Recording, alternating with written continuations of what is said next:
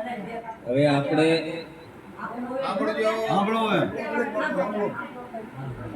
કારણ કે સંત સપૂત ને કે તુમડા તૈણીનો એક જ સ્વભાવ કે તારે પણ બોળે નહીં, એને તૈણીનો તારો ઉપરનો ભાવ. જે સંતો જે કોઈ આવે છે ને એ પરમારથ કરવા આવે છે, કારણ કે તરોવર સરોવર અને સંત અને ચોથા વર્ષે કે મેં પરમારથને કારણે કે સારે દરિયા દે. તો જે સંતો આવે છે એ કોઈ આ જે જીવ જે એનો રસ્તો ભૂલી ગયો છે એટલે એનો રાહ બતાવે. કારણ કે આપણે ખાલી સદગુરુજી આટલાનો જ ઉલ્લેખ કરવાનો છે કે સત્ય એવું હું અને ગુરુજી. ગુ કહેતા આપણા જીવનનું અંધારું અને રૂ કહેતા પ્રકાશ. તો જે આપણું અજ્ઞાન અંધારાને કારણે આ જે જીવ ભૂલો પડ્યો છે એટલે એનું જે જી એટલે હોવાપણું છે અને એ સત્ય છે ના આપણા સદગુરુ લઈ જાય. ખાલી આટલું જ જો આપણે સમજાઈ જાય તો આટલી જ વસ્તુ છે સદગુરુજી. અને એ તમારું કાયમ જે હોવાપણું છે એ સત્યનો માર્ગ બતાવે છે આપણને સંત, કે આજકાલનો નથી આદિ અનાદિનો આ જે માર્ગ છે જે પરમ તત્વનો જે આત્મજ્ઞાનનો એ આદિ અનાદિથી હાલ્યો છે. કારણ કે રામાપીરે એમ કીધું કે જુગ પહેલાનો અમર જોગી આશાને અલીલા રાણી તેદુનો કે પૂજે ધર્મ નિજા. કારણ કે આ જગ્યામાં કાંઈ નહોતું ને તેદીનો આદિ અનાદિનો આ તમે છો એમ કે જગ્યા પહેલાનો અમર જોગી આશાને અલીલા રાણી કે એને પૂજે ધર્મ નિજા. સાસુ બોલો વસન વિચારો કહે પીર રામદેવ. આમાં આપણે સત્ય બોલવાનું છે. જો સત્ય નહીં પળાય ને તો આ જે સત્યનું પાલન જે ગુરુ મહારાજે તમને નામ વચન આપ્યું તો એમાં રેણીએ નહીં રહી શકો ને તો એ જેમ સેમ તમને સંયમનો પ્રકાશ નહીં થાય. કારણ કે ના પહેલું રેણી માગે છે. પહેલાં વિચારવું, સાંભળવું, પછી વિચારવું, બોલવું તો જોઈ વિચારીને બોલવું, અને બોલે જેટલું બોલો એટલું પછી પાળવું, એ પ્રમાણે બોલવું. નકર આ વસ્તુ એવી છે ગુરુનું વચન લીધું પણ એ પ્રમાણે આપણે પાળવી નહીં, રેણીમાં ન રહી તો આ કોઈ દી આપણા જીવનની અંદર કોઈ દી પ્રકાશ થાય. જે સંતો થઈ ગયા એણે કેટલી આપણી માટે મહેનત કરી અને આપણને અત્યારે તૈયાર થાળ પીરસી દીધો છે. કારણ કે એના અનુભવમાં એણે જે સુખ દુઃખ એ કાંઈ જગત તરફથી સહન કર્યા અને સંતોએ બધા વાણી બનાવી આ સતના માર્ગે જવા માટે. અને એ જો આપણા જીવનના કલ્યાણ માટે આવી બધા સંતો મુકતા ગયા તો આપણે હવે અત્યારે વર્તમાનમાં એવા કોઈ જાગૃત પુરુષના શરણે જવું પડશે. કારણ કે જે જીવ જાગેલો હોય એની પાસે જાય તો કે જેમ જેમ આપણે ઓળખાય ને. કારણ કે પરમાત્મા વ્યાપકને ક્યાંય અણી મુકાય એટલી જગ્યા નથી. એવી રીતે લાકડાની અંદર અગ્નિ છે, બધાની અંદર છે, પણ એ પ્રગટ ન હોય ત્યાં સુધી એને તપાય નહીં અને તાપ્યા વગર ટાઈટ જાય નહીં.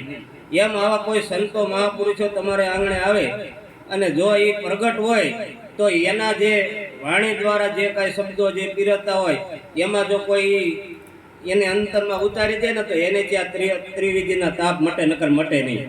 કારણ કે પરમાત્મા પરમાત્મા એમ કહે છે, આખી દુનિયા પરમાત્મા પરમાત્મા કહે છે, પણ એની પાછળ કે કોઈ સંતો એમ કહે છે સદગુરુના શરણ વગર આ તિમિર અંધારું તારું નહીં મટે અને જન્મ દેનારું આ તારું બીજ ત્યાં સુધી નહીં મટે.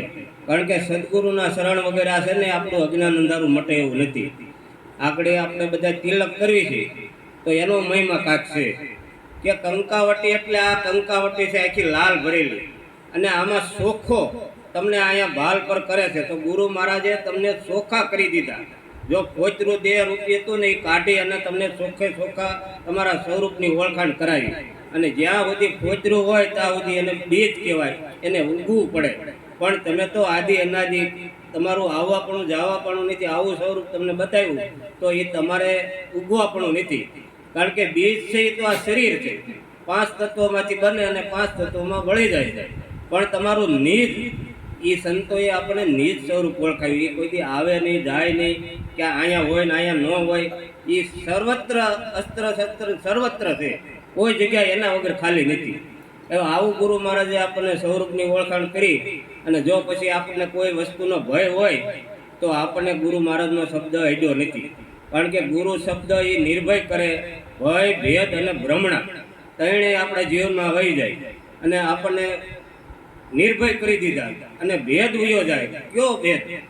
મારા તારાપણાનો, જાતિપણાનો, ઉસ નીચનો, આ બધા ભેદ મટી જાય અને જે આપણી માન્યતા બધી ખોટી ભ્રમણામાં બેહી ગઈ હતી અને જે ગ્રંથિ બંધાઈ ગઈ હતી દેહપણાની, આવી બંધી ગ્રંથિ જે છે ને એ ગુરુ મહારાજ તરત છોડાવી દેશે. કારણ કે ગુરુ વિના જ્ઞાન ઉપજે નહીં, ગુરુ વિના મીટે નહીં ભેદ, ગુરુ વિના સંશય ટળે નહીં કે ભલે વાસે સારી વેદ. કારણ કે ગુરુનો મહિમા અપાર ને એનો કોઈ સીમા નથી. તે ગુરુ છે એ કોઈ વ્યક્તિ નથી અને ઘટો ઘટમાં જે ગુરુ તત્વ રમી રહ્યું છે એ આપણા સદગુરુ મહારાજ આપણને એ ઓળખાણ કરાવે. પણ કે દેહ દ્રષ્ટિ વાળા દેહને જુએ, આત્મ દ્રષ્ટિ હરી આપ. અવતારી પુરુષને કોઈ ન ઓળખે કે બેટો હોય કે બાપ. તો આ તમને ગુરુ મહારાજે દ્રષ્ટિ આપી છે. કારણ કે અર્જુનને એના કૃષ્ણ ભગવાન આમાં ઉભા હતા સુધી તાળા બનાવીને સંબંધ હતો અને અર્જુનને લડાઈ કરવામાં શું આડું હતું? હક પણ આડા આવતા. જ્યાં સુધી આમાં હક પણ આડા આવે ત્યાં સુધી આ માર્ગે ન લાય. પણ જ્યારે ગુરુ મહારાજ તમને એવી દિવ્ય દ્રષ્ટિ આપી અને તમારા ઘાટમાંથી અઘાટે લઈ ગયા અને રૂપમાંથી અરૂપમાં અને ગુણમાંથી નિર્ગુણમાં લઈ ગયા, આવી ગુરુ મહારાજની દયા થઈ. એટલે કોઈ સંતોએ કીધું ને કે હું તો જન્મની આંધળીને મારા ગુરુએ દીધી આંખ, ગુરુ શરણનું આંજ્યો અને મટી ગઈ સર્વે જાટ. પછી ઘટો ઘટમાં કે અલગ ધણી દેખાણો એમ. તો ક્યારે કે શબ્દ વિનાની સુરતા આંધળી કે કહો ક્યાં જઈને ઠેરાય, દ્વાર પાનની ગુરુ શબ્દની ત્રણ લોકમાં અથડાય. કારણ કે આ સુરતાને પોતાનું ઘર ન મળે ને ત્યાં સુધી ભટક્યા કરે. એટલે એવા વાણી દ્વારા સંતો આપણને ઘણું ઘણું કહે છે. મીરાબાઈની વાણી આપણે બોલીએ અને પછી એની પાછળ કાંઈક અર્થ સમજીએ. એવા આત્માને ઓળખ્યા વિના રે એ 184 નહીં તો મટે રે જી. એવી ભમણાને બાંધ્યા વિના રે એ ભવના પેરા નહીં તો મટે રે જી. એવા હાંસલો ને બગલો રે એ રંગે રૂપે એક તે જી. એ જી તો આહાર થકી ઓળખાય રે. તારી આત્માને ઓળખ્યા વિના રે એ ભવના પેરા નહીં તો મટે રે. બધા સંતોના પુરાવા છે. તારી આત્માને ઓળખ્યા વિના. આત્મા એટલે તમે તમને ઓળખી લ્યો. આ 5 તત્વના શરીરની અંદર તમે કોણ છો તમારે તમારી જ ઓળખાણ કરવાની છે. તમે તમને ઓળખી જાઓ એટલે આત્માને પરમાત્મા બે નથી. આ આત્મા જેમ સૂર્ય અને સૂર્યના કિરણ, ફૂલ અને ફૂલની સુગંધ, ગોળ અને ગળપણ એ કેટલા જુદા હોય, પાણી અને બરફ એમાં કેટલો ફેર હોય. એવી રીતે જે સંત છે અને જે ગુરુપદ છે, કારણ કે સંત કે સાહેબ કા ઘર દૂર નહીં, સંત ઓર સાહેબમાં કશું અંતર નહીં. આવી રીતના સંતો સમજાવે છે. એમાં અંતર નથી પણ આપણે દ્રષ્ટિ ભેદ છે. એટલે જેમ સોનાના બધા દાગીના હોય તો એમાં આપણને ઘાટ દેખાય કે ભાઈ આ હાર છે, આ દોરો છે, આ વીંટી છે, પણ મૂળમાં શું છે કોનું? એમ સંતોએ તમને મૂળ બતાવ્યું છે કે બધા ઘાટની અંદર મૂળ શું છે. જો ના તમારી દ્રષ્ટિ જાય તો આ બધું મટી જાય અને બધામાં એક જ પરમાત્મા બિરાજે છે. એટલે મીરાબાઈએ કીધું કે આત્માને ઓળખ્યા વિના આ ભવના ફેરા નહીં મટે અને આપણી માથે આ 184 છે. કારણ કે આ જીવ ભૂલ્યો પીડ્યો છે, પોતાનું સ્વરૂપ નક્કી નહીં થાય. અને જ્યારે છેલ્લા દશકાનો ખેલ કે એને જીતવો બહુ મુશ્કેલ. તો છેલ્લા દશકાનો ખેલ જ્યારે તમારો છેલ્લો શ્વાસ ચાલતો હોય ત્યારે તમારી સ્વરૂપની યાદી હોય તો જ આ બધું મટે. નકર આ વિષય વાસના જો રહી ગઈ ને તો પાછો જન્મ છે. આવું સંતો કહે છે. એટલે એમ કે છે આત્માને ઓળખ્યા વિના આ ભવના ફેરા નહીં મટે. પછી કે હંસલો ને બગલો બેવ એક જ રંગના પણ એનો આહાર થકી ઓળખાય. તો હંસ અને બગલો આપણે આ જે માણસ છે ને એને ઉપમા આપી છે. હંસ ગતિ કોને કહેવાય અને બગલા વૃત્તિ કોને કહેવાય? કે જીવનની અંદર સફેદ કપડાં પહેરી અને જે પાખંડ કરે, જેના અંતર મેલા હોય અને પાખંડ કરીને આમ બધું બહારનો દેખાવ કરે અને એવી રીતનું જેનું જીવન છે અને અંદર જે મેલું છે અંતર પોતાનું, એ બગલા જેવું છે જીવન. તો કે બહાર આ ભક્તિ છે કોઈ દેખાડ કરવાની જરૂર નથી, કારણ કે તમારું મન છે એ અંતકરણ છે એ શુદ્ધ કરવાનું છે. આમાં શરીરે કે વાળે કે ગમે એટલી દાઢી કરી કે એને કોઈ શરીરને રંગી નાખવાથી કાંઈ નથી થાય એમ. એટલે ઘણા સંતોએ ન કીધું કે કપડાં બી રંગ્યા મેરે લાલ, હસળા બી રંગ્યા, જબલક અપનો મનવો ન રંગ્યો. હવે આ કપડાં રંગો કે હસળો એટલે તમારું શરીર.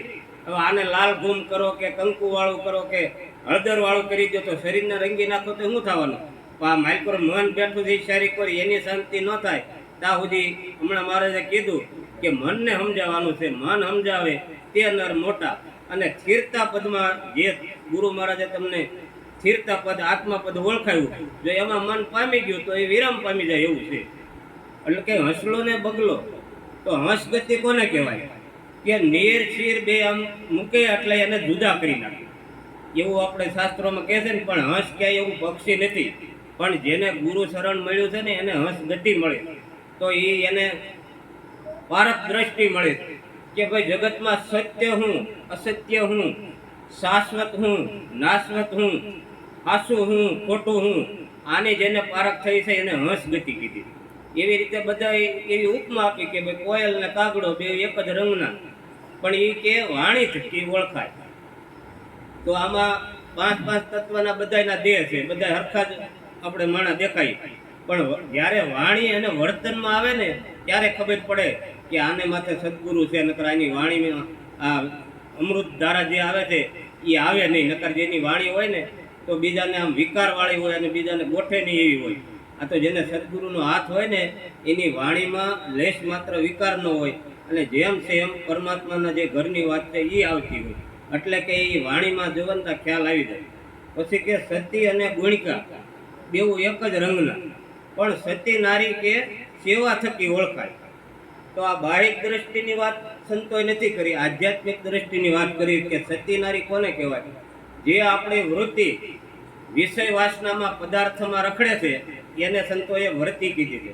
ઘડીક તમને આ પાંચ શબ્દ સ્પર્શ રૂપ રસ ગંધ એમાં જે વૃત્તિ રખડ્યા કરે છે, ઘડીક અહીંથી આનંદ લેવો, ઘડીક અહીંથી આનંદ લેવો, ઘડીક અહીંથી લેવો, એટલે એ ભટક્યા કરે છે એ વૃત્તિ કીધી.